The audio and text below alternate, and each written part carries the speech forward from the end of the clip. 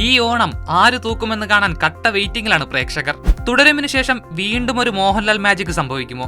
സത്യൻ അന്തിക്കാട് സംവിധാനം ചെയ്യുന്ന ഹൃദയപൂർവ്വത്തിനായി കുടുംബ പ്രേക്ഷകരും കാത്തിരിപ്പിലാണ്.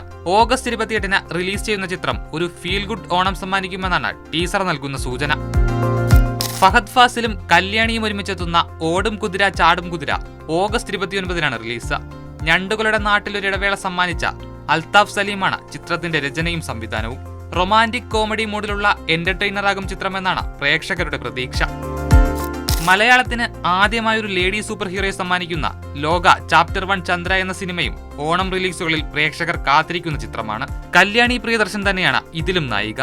സൂപ്പർ ഹീറോ സിനിമാറ്റിക് യൂണിവേഴ്സിലെ ആദ്യ പാർട്ടായി എത്തുന്ന ചിത്രത്തിന്റെ നിർമ്മാണം ദുൽഖർ സൽമാനാണ്. ഡൊമിനിക് അരുൺ സംവിധാനം ചെയ്യുന്ന ചിത്രത്തിൽ നസ്ലനും പ്രധാന കഥാപാത്രമാകും.